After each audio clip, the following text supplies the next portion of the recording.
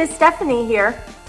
I'm here to show you the new teen fall kit that just released this week.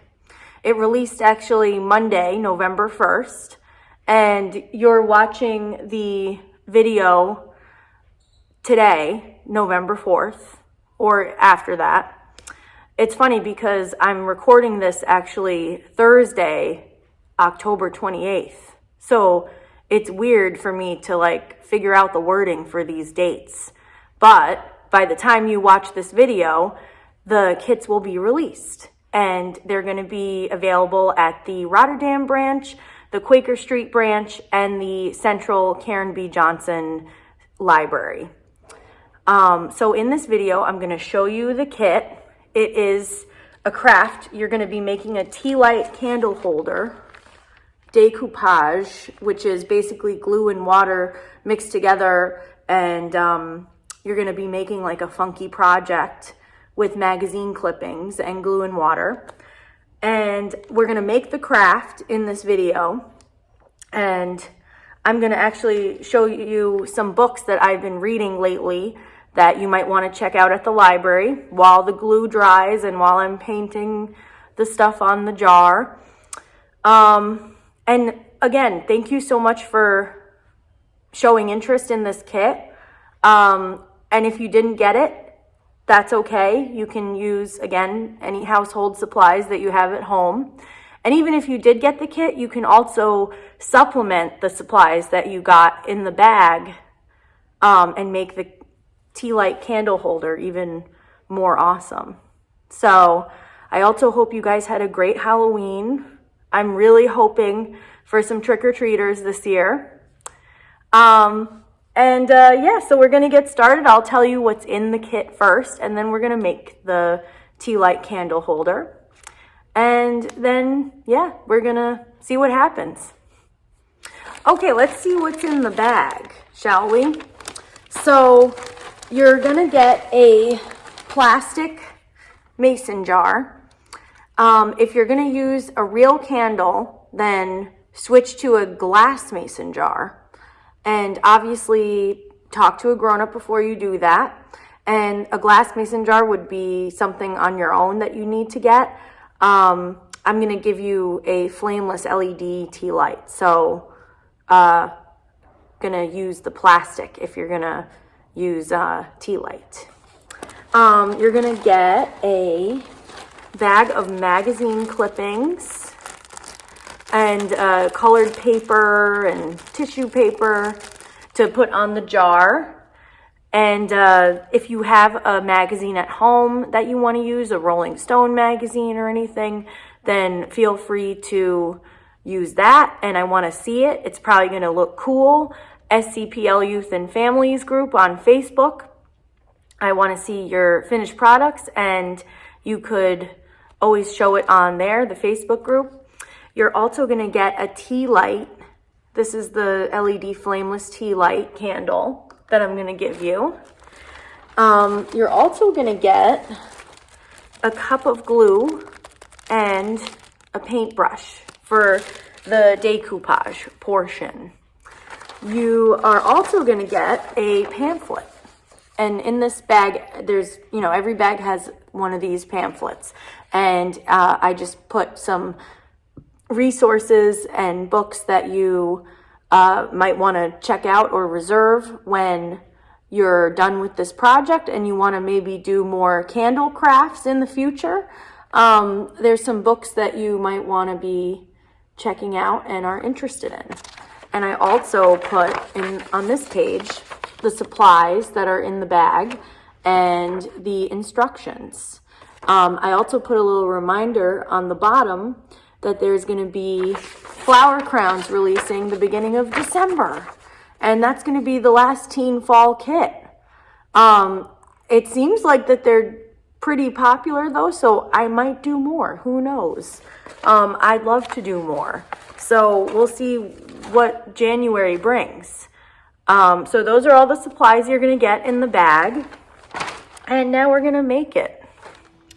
Okay, so I have some supplies here to make the decoupage tea light candle holder. I'm actually going to be using something different from the plastic mason jar that I'm giving you in the bag, because I don't want to use a jar when I could actually use it to make a bag for a teen. Why would I do that? So I'm just gonna use glass that I found in our craft supply closet at the Central Library. And I have glue here with water diluted. This is gonna be the decoupage portion of the project. And yeah, water and glue mixed together, and putting different pictures onto something, that's called decoupaging. So I'm gonna show you how I do it. I'm gonna put this little pumpkin here first. And you just kind of put it on there like you're painting.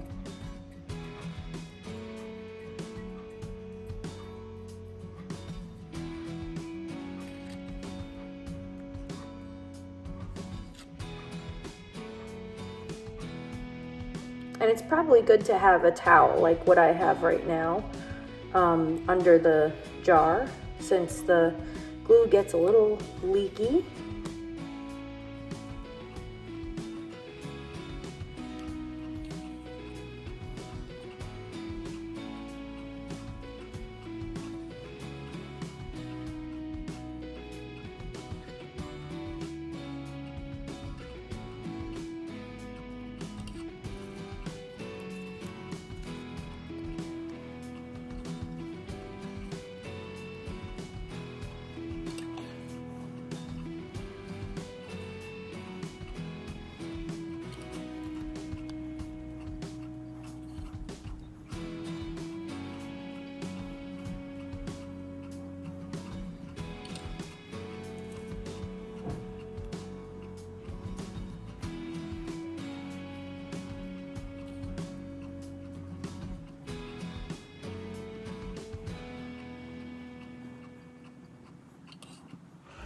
Okay, while my decoupage tea light candle holder is drying, I'm going to show you some graphic novels that I've read recently that might interest you. And these are going to be also available at many of our SCPL branches.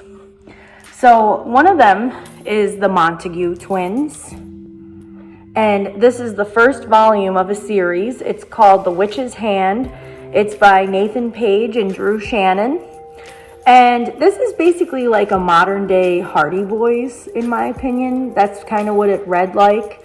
It's about these two boys that are in a New England town. They find some secrets that they probably shouldn't be finding, but they take it upon themselves to figure things out and see, what is happening with this mysterious box that they find. Actually, I have the box right here in one of the pages. Hold on. Right here. See? They find a mysterious box in their town, and people don't want that box to be found. Therefore, they're going to be in trouble, these guys. But it was really good, really cool mystery. There's going to be a volume 2 actually coming out pretty soon. And yeah, I'm looking forward to the second volume. And this was really good, the Montague twins. The next one I'm going to show you is called Wicked Things by John Allison. And it's the same guy who wrote the comic Giant Days, which is another favorite of mine. Definitely for older teens, Giant Days. And Wicked Things, though, it's kind of, maybe I'd say 14 or 15 and up. It's about a girl who is wanting to be a detective, and then she's charged for murder. And she didn't actually commit the murder. So she's on a tear to try to figure this mystery out. So it's kind of another, mystery type of thing. A lot more Sherlock Holmes than Hardy Boys. But this one is Wicked Things by John Allison, and it was really good. Now I saved the best for last because this is probably my favorite out of the three. Whistle by E. Lockhart. It's actually a DC comic that came out. It's quote unquote a new Gotham City hero. And it's about basically this girl who is just in school. She's just living her life, and she just kind of wants to be a better person, basically, and feels like other people around her should be better people.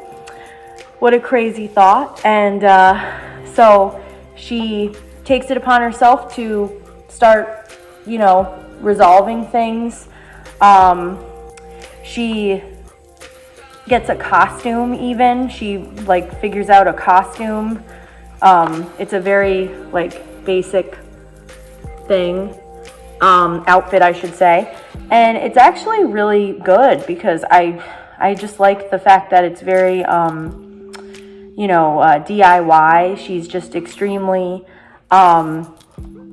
just trying to figure things out, and she doesn't have like any, you know, links to a superhero or anything like that. She just has this dog here and is trying to do what she can, because she also doesn't have any superpowers. So I really like that too, the fact that she just doesn't even have any superpowers and is just trying her best to like figure things out. Kind of like a modern day Spider-Man or Miss Marvel, even the new Miss Marvel, Kamala Khan, something like that. And also it takes place in Gotham. So I love Batman anyway, so it was a pretty good read. So that's Whistle by E. Lockhart. And let's see how our candle holder's doing. Not fully dry yet, but yeah, that pumpkin's pretty gluey over there. But it's pretty much done. And there's that tea light. Tune in to next time when we make flower crowns in December. Maybe I'll see you before then at Rotterdam or Quaker Street or Central Libraries. Bye!